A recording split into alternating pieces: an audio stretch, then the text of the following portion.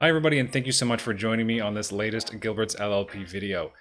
Today on the show, Tim tells me a little bit about a solution he brought to Congress that united both sides of the aisle, and a little bit about a jog that he'll never forget. This is a good one. Stick around.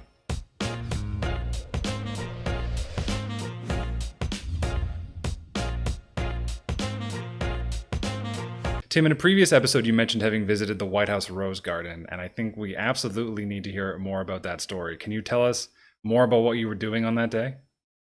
Well, let me tell you about the what the problem was first, and this backs up. So the Rose Garden visit was the culmination of about a 3 year or two and a half year battle. It started with being asked a question. I was down at a conference in front of the Federal Trade Commission, and one of the new attorneys there, they just hired a patent attorney, and she came up to me and said, "You're Canadian, aren't you?" I said, "Yeah." "Well, there's this company out of Canada that's got a problem. Would you mind talking to me about it?" And of course, being the kind of character I am, I said, "Yes, absolutely." Didn't actually know what the problem was at the time, but I was happy to chat. And that got me engaged in this intractable problem with in the patent world, in legal disputes, which seemed to go on forever. And the FTC was looking at this as a possible anti-competitive behavior, but they didn't know how to stop it either. Um, so industry was interested in this. There were different proposals in front of Congress and bills, very complex things.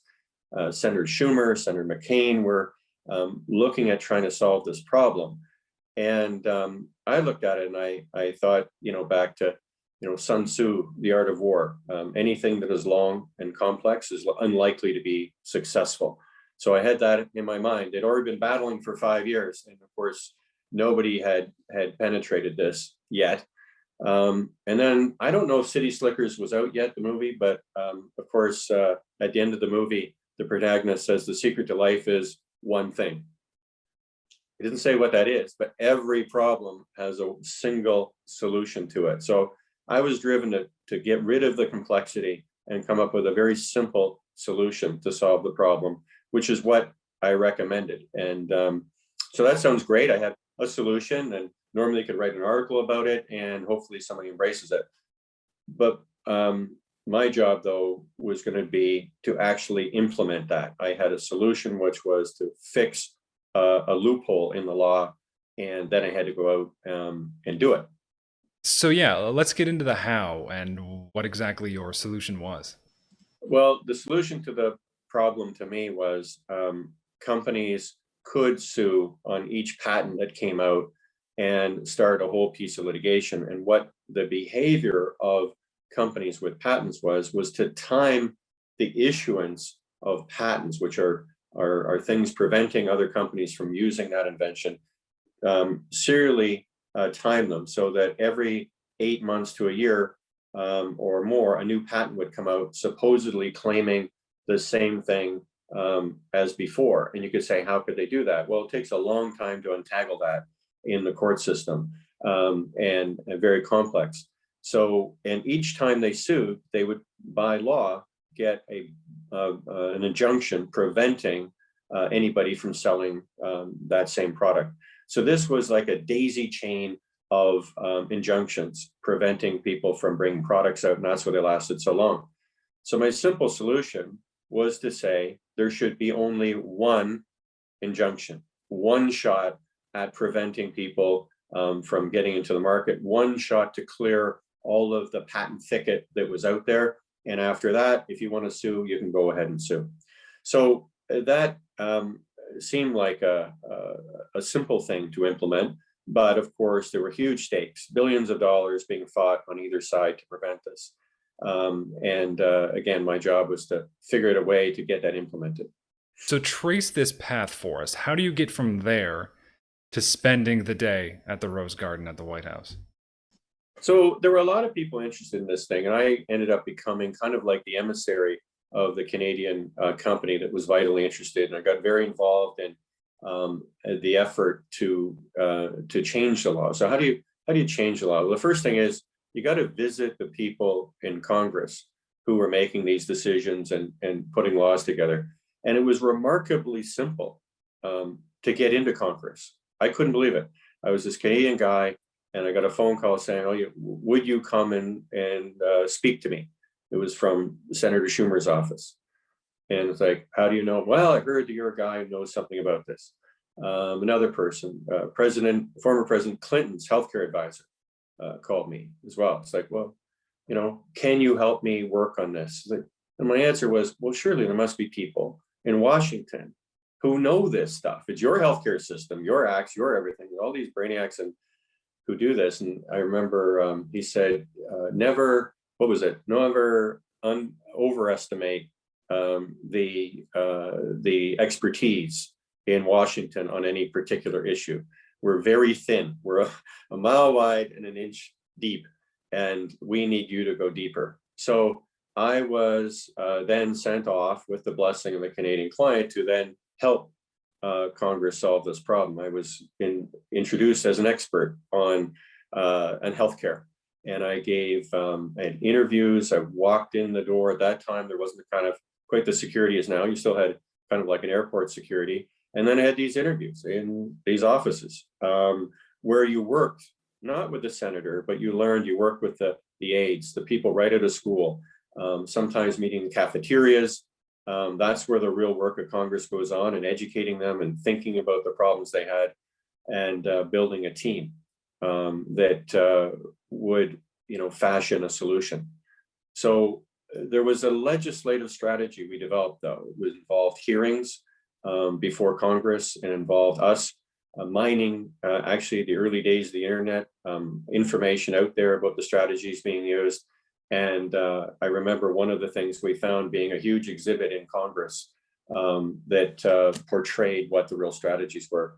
We also, though, solicited a broader strategy. We called it a grass top strategy. And that was to get leadership from media, from other public interest groups, not so much as a formal coalition, but speaking out on this issue, embracing it. AARP, American Association of Retired People, supported what we were doing. And then one day I woke up, and I remember the firm I was at said, "You spend an awful lot of time reading the newspaper." And I said, "Well, because we're in it." The New York Times had published an editorial embracing this solution. The Wall Street Journal endorsed the solution. It was unbelievable. The Washington Post. So you're having this kind of rising tide of support saying enough is enough, this has to end.